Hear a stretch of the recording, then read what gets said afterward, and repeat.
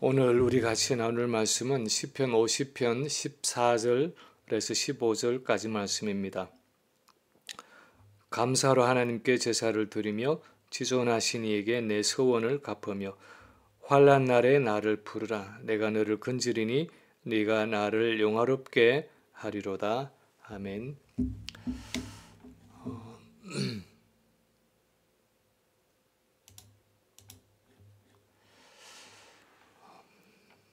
아삽이 썼다고 제목이 붙어있는 이 시편 50편의 배경은 이스라엘 백성의 언약갱신, 즉 언약을 새롭게 하는 예식 속에 들어있습니다. 우리가 성경을 통해서 아는 것처럼 이스라엘 백성들은 하나님의 언약 백성으로서 하나님께 제사 드리는 것을 굉장히 중요하게 생각했습니다. 그래서 하나님이 율법에 명령하신 규례대로 여러 종류의 제사들을 빠짐없이 드리는 것으로 언약 백성으로서의 의무를 다하고 있다고 생각을 했습니다. 사실 오늘날 우리 성도들 가운데서도 그런 생각을 가지고 신앙생활을 하는 경우가 많습니다.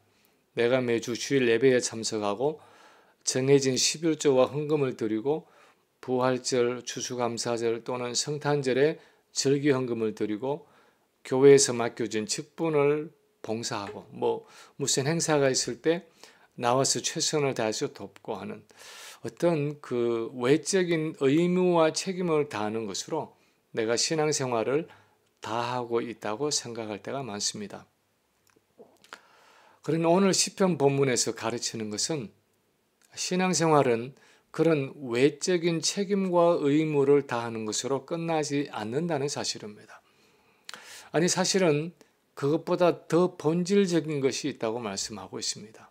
마치 부부의 결혼 생활이라는 것이 남편은 돈을 벌어서 집에 가져다 주고 아내는 밥이나 하고 집안일을 돌보면서 서로의 의무를 다하는 정도가 아니듯이 그 이상의 사랑의 교제와 헌신이 서로에게 있어야 하듯이 언약 백성의 삶이라는 것은 그런 외적인 의무와 책임을 뛰어넘는 어떤 내면적인 요소, 영적인 요소가 있다는 것입니다.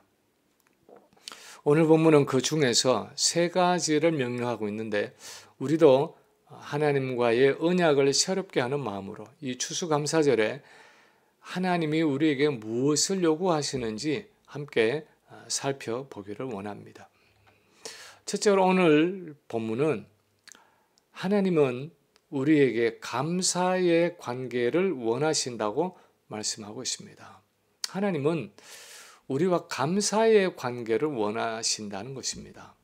14절에 보면 감사로 하나님께 제사를 드리며 라고 말하고 있고 23절도 감사로 제사를 드리는 자가 나를 영화롭게 하나니 하고 말씀하고 있습니다.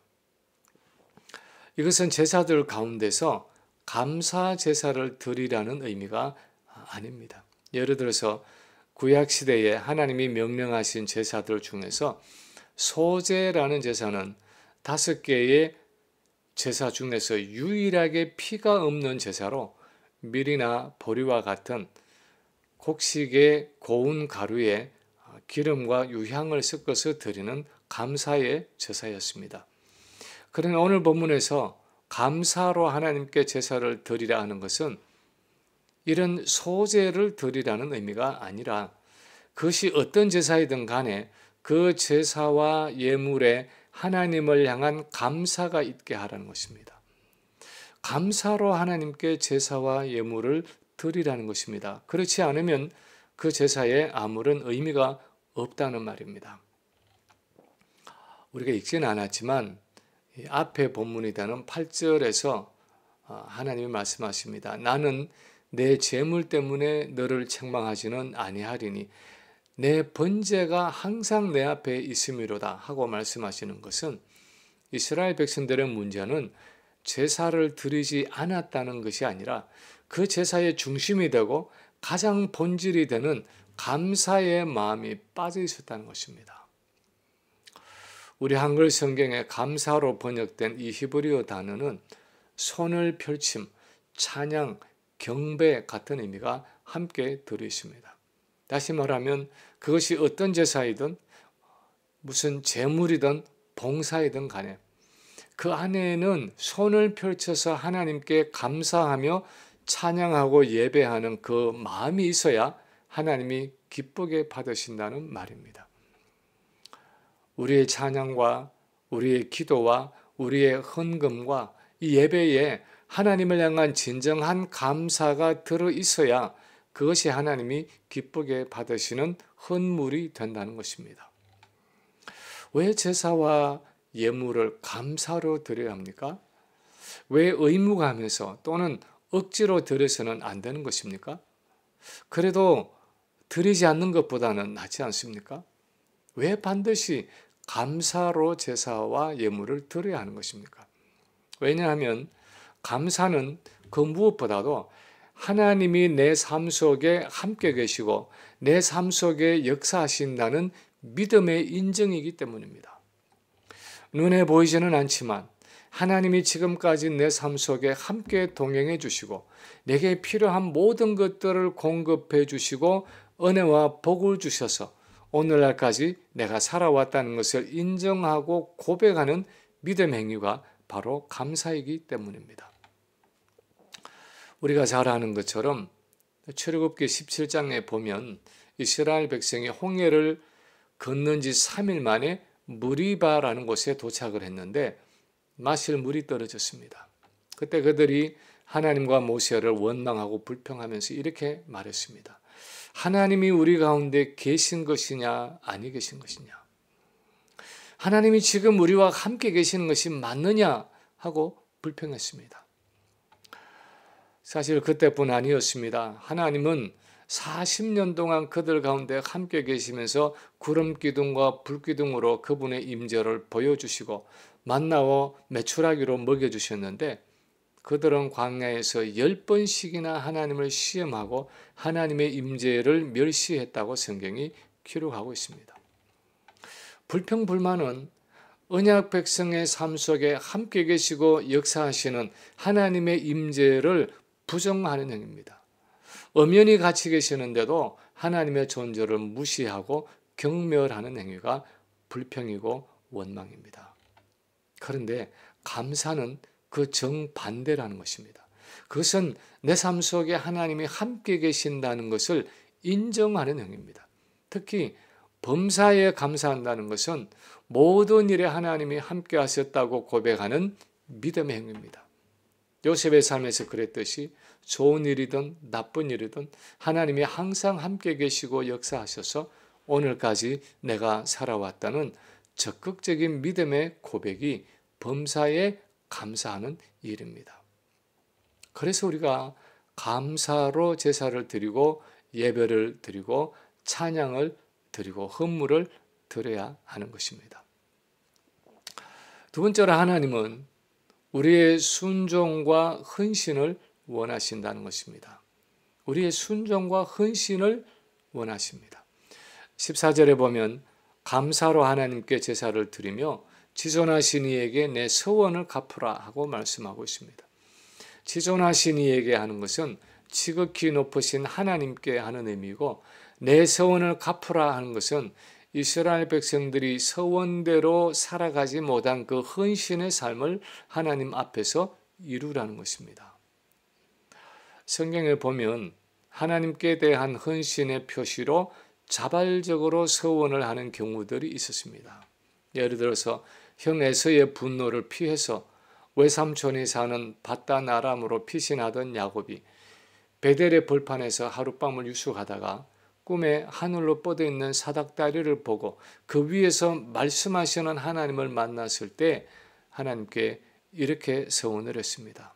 창세기 28장 20절에 보면 하나님이 나와 함께 계셔서 내가 가는 길에서 나를 지키시고 먹을 떡과 입을 옷을 주셔서 내가 평안히 아버지 집으로 돌아가게 하시면 여호와가 나의 하나님이 되실 것이고 하나님이 내게 주신 모든 것에서 10분의 1을 내가 반드시 하나님께 드리겠습니다 하고 서원을 했습니다. 사무엘상 1장에도 보면 아들이 없어서 서름을 당하던 한나도 성전에서 기도하면서 하나님께 서원을 했습니다. 만일 주의 여종의 고통을 돌보시고 나를 기억하사 아들을 주시면 내가 그의 평생에 그를 여호와께 드리고 삭도를 그의 머리에 대지 않겠습니다. 사람들은 어떤 위급한 상황에 부딪히거나 내가 절실하게 소원하는 어떤 일이 있을 때 하나님이 그것을 이루어 주시면, 하나님이 내 문제를 해결해 주시면 하나님 앞에 나를 전폭적으로 드리겠다고 어떤 종류의 서원을 할 때가 있습니다. 야곱도 그렇고 한나도 그렇고 그 서원의 내용을 살펴보면 본질은 하나님이 내 언약의 하나님이시고 내가 하나님의 언약 백성인 것을 인정하고 고백합니다. 그러니 내가 당면한 이 문제를 해결해 주십시오 하는 의미였습니다. 그것은 전폭적인 헌신의 표시이고 내가 하나님의 언약 백성이라는 인정의 표시로 그렇게 살아가겠다고 서원을 한 것입니다. 그런데 문제는 막상 하나님이 그런 위기에서 구원해 주시고 그 소원을 이루어 주시면 이제는 마음이 달라져서 그 소원대로 살아가지 않고 또다시 내가 내 인생의 주인이 되어서 내 마음대로 내가 원하는 대로 살아갈 때가 많다는 것입니다. 그런데 오늘 본문은 그렇게 하지 말라는 것입니다. 내 소원을 갚으라는 것입니다. 네가 나를 언약의 하나님이라고 고백하면서 결단했던 것처럼 실제로 그렇게 서원하며 살아가라는 것입니다. 우리는 하나님이 내 눈에 보이지 않는다고 해서 내가 급할 때 기도 속에서 하나님과 한 약속들을 그냥 무시하고 내가 서원한 대로 살아가지 않고 있는 일들은 없습니까? 특히 내가 어려울 때, 내가 힘들 때 하나님 이 일만 해결해 주시면 내가 하나님께 온전한 헌신으로 살아가겠습니다 하고 서원하고는 그 일이 지나고는 언제 그랬느냐는 듯이 새까맣게 잊어버리고 또는 알면서도 내가 했던 그 서원과 헌신을 미루며 살아가고 있지는 않습니까? 제가 아는 어떤 목사님 중에 미국에서 공학 박사 학위를 마치고 10년 넘도록 장로로 교회를 섬기다가 뒤늦게 50이 넘어서 신학을 하고 목회에 들어오신 분이 있었습니다. 마침 그분과 교제할 기회가 있어서 어떻게 그 늦은 나이에 신학을 하고 목사가 되실 생각을 하게 되었느냐고 물었습니다. 그분이 말하기를 미국에 유학을 와서 엔지니어링 공부를 시작해서 10년은 가까이 되어서 이제 박사 학위를 마칠 때가 되었는데 목회로의 콜링을 받게 되었습니다. 그런데 이분의 마음속에 갈등이 있었습니다. 지금까지 10년씩이나 걸려서 힘들게 공부를 해왔는데 거의 막바지에 다다라서 이 학위를 마치지 않고 중간에 접고 신학을 시작한다는 것이 너무 아깝게 생각이 되었습니다. 그래서 기도를 했습니다. 하나님, 지금까지 이 학위를 위해서 고생한 아내의 수고와 가족들의 희생이 너무나 큰데 하나님이 이 마지막 학위를 무사히 마치고 조금만 숨 돌릴 시간을 허락해 주시면 가족들을 위로하고 나서 제가 주신 소명을 따라서 가겠습니다. 그렇게 서원 기도를 했습니다. 그리고 기도한 대로 학위를 잘 마치고 미국 직장에서 좋은 직장을 잡아서 일하면서 장로로 한인교회를 섬기기 시작했는데 10년이 넘도록 그 생활을 접을 수가 없었습니다. 그런데 어느 날 빌레몬서를 읽다가 바울이 오네시모에 대해서 빌레몬에게 내가 그리스도 안에서 아주 담대하게 내게 마땅한 일로 명할 수도 있으나 도리어 사랑으로서 간구하노라 하는 그 말씀 속에서 지난 10년을 사랑으로 기다려주신 그 하나님의 음성을 듣게 되었습니다. 그래서 50이 넘은 나이에 모든 것을 접고 신학교로 가게 되었다는 것입니다. 이것은 우리가 다 신학을 하고 목사가 되어야 한다는 말이 아닙니다. 그러나 우리가 하나님께 약속한 그 헌신의 서원은 반드시 지켜야 한다는 것입니다. 그 무슨 그렇게 엄청난 큰일이 아니라 해도 내가 기도하기로 약속한 일들, 내가 말씀을 읽고 묵상하기로 약속한 일들, 내가 죄를 버리기로 약속한 일들, 내가 남을 섬기기로 약속한 일들, 하나님 앞에 이런저런 헌신을 약속하고는 마치 부도수표 남발하듯이 서원대로 하나님께 살아가지 않고 내 마음대로 살아가서는 안 된다는 것입니다. 하나님께 드리기로 한 온전한 헌신과 순종의 삶을 미루고 또 미루며 살아가고 있지는 않습니까? 이 감사의 절기에 진정으로 하나님께 감사한다면 그 서원과 약속들을 이행함으로 하나님과의 막힌 것이 없는 온전한 헌신과 교제 속으로 나아오라는 것입니다. 우리의 헌신과 순종의 삶이 바로 하나님을 향한 진정한 감사의 표현이라는 것입니다. 세 번째로 오늘 본문은 또한 말씀하기를 감사한다면 기도로 하나님의 능력을 의지하라는 것입니다. 기도로 하나님의 능력을 의지하는 것이 하나님을 향한 우리의 감사라는 것입니다. 15절에 보면 환난 날에 나를 부르라 내가 너를 건지리니 네가 나를 영화롭게 하리라 하고 말씀하고 있습니다. 그 어떤 제사와 예물보다도 하나님은 우리의 기도를 원하신다는 말입니다. 그것도 그냥 기도가 아니라 환난 날에 하나님께 부르짖는 기도를 기뻐하신다는 말입니다. 그 이유를 이렇게 설명하고 있습니다. 내가 너를 건지리니 네가 나를 영화롭게 하리라. 다시 말하면 우리가 환난 가운데서 하나님께 부르짖어 기도할 때 하나님이 그 기도의 응답으로 우리를 환난 가운데서 건지시고 그렇게 환난 가운데서 건져주실 때 그 속에서 하나님의 임재와 능력이 나타나시고 하나님의 하나님 되심이 나타나진다는 것입니다. 그것을 하나님이 기뻐하신다는 말입니다. 사람은 일반적으로 인간이 하나님을 위해서 무언가를 하는 것을 하나님이 기뻐하실 것이라고 생각을 합니다. 하나님을 위해서 제사를 드리고 하나님을 위해서 예물을 드리고 시간을 드리고 몸을 드리고 노력과 수고와 땀을 드리고 하나님을 위해서 무언가를 하고 무언가를 이루면 하나님이 기뻐하실 것이라고 생각을 합니다. 그런데 특이하게도 성경은 그 반대를 가르치고 있습니다. 뜻밖에도 우리가 하나님을 위해서 무언가를 하는 것은 하나님께 그렇게 중요한 것이 아니라고 말씀을 합니다. 바울이 2차 전도 여행 중에 아테네에 들렀을 때 했던 설교가 그것입니다. 바울이 아테네에 도착해 보니까 온 도시가 우상과 그 우상을 섬기는 신전으로 가득했습니다. 생각할 수 있는 모든 신들의 신전을 다 만들어 놨습니다.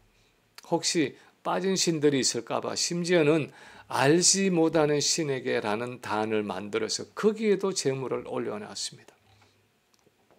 사도행전 17장에 보면 바울이 격분해서 그들에게 외쳤습니다.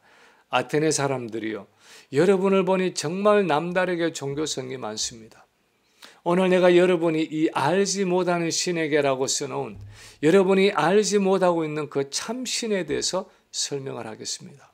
그분은 우주와 천지를 지으신 천지의 주제로서 이렇게 사람의 손으로 만든 신전에 거하시는 분이 아닙니다. 그분은 무엇이 부족한 것처럼 사람의 손으로 섬김을 받는 분이 아니라 오히려 모든 사람에게 생명과 호흡과 필요한 것을 친히 주시는 분입니다.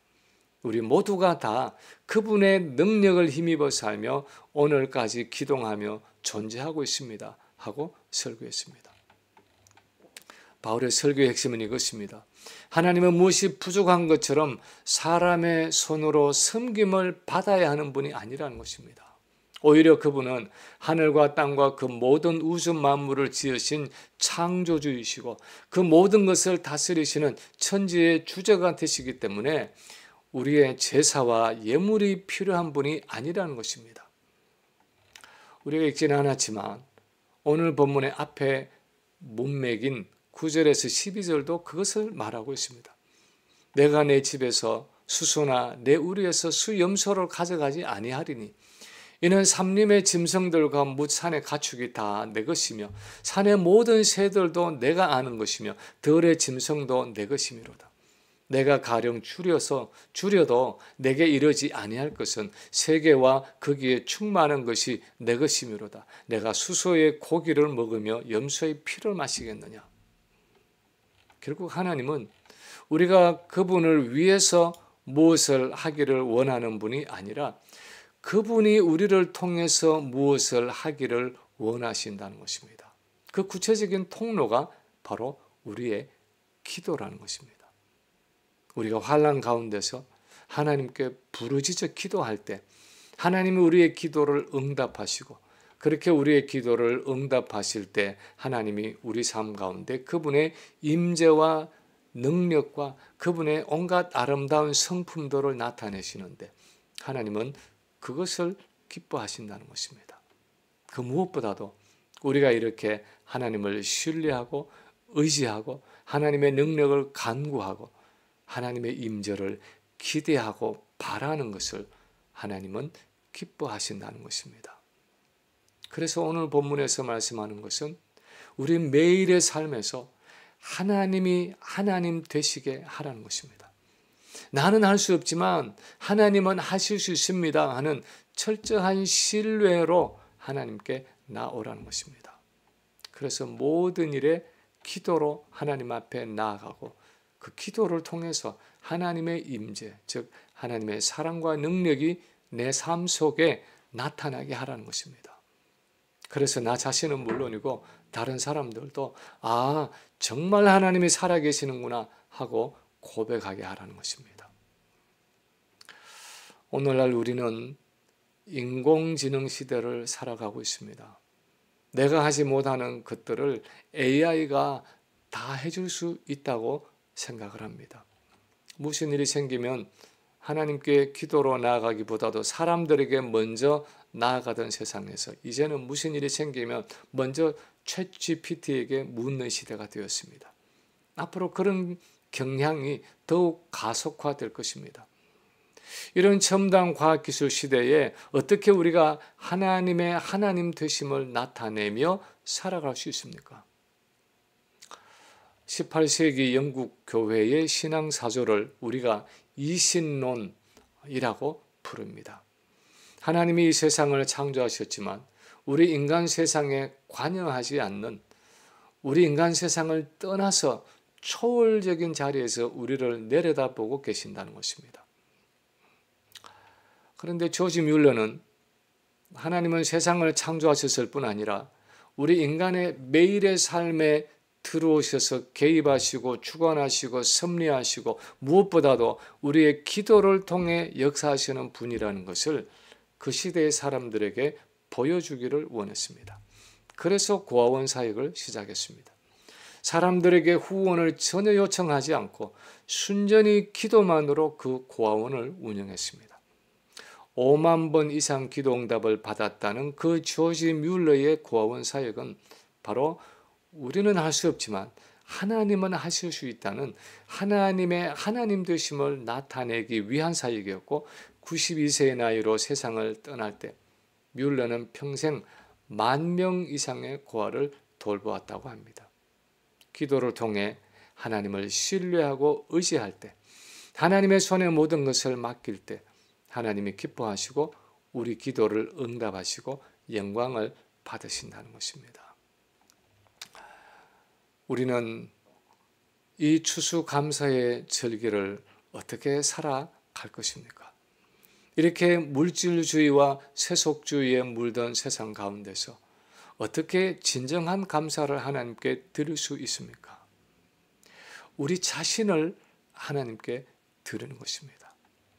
감사함으로 오늘날까지 내 삶 속에 함께 해주신 그 하나님의 존재를 인정하고 그분의 임재와 역사를 믿음으로 고백하는 것입니다. 하나님과 한 헌신과 순종의 약속들을 지켜야 합니다. 하나님과 막힌 것이 없도록 온전한 헌신과 사랑의 관계 속으로 들어가야 하는 것입니다. 또한 기도로 우리의 모든 일들을 하나님의 손에 맡겨야 합니다. 그래서 내 기도를 통해서 오늘도 함께 하시고 역사하시는 하나님을 경험할 수 있어야 하는 것입니다. 우리의 남은 날 동안 이렇게 하나님이 기뻐하시는 진정한 감사의 삶이 이어질 수 있기를 주님의 이름으로 간절히 축원합니다.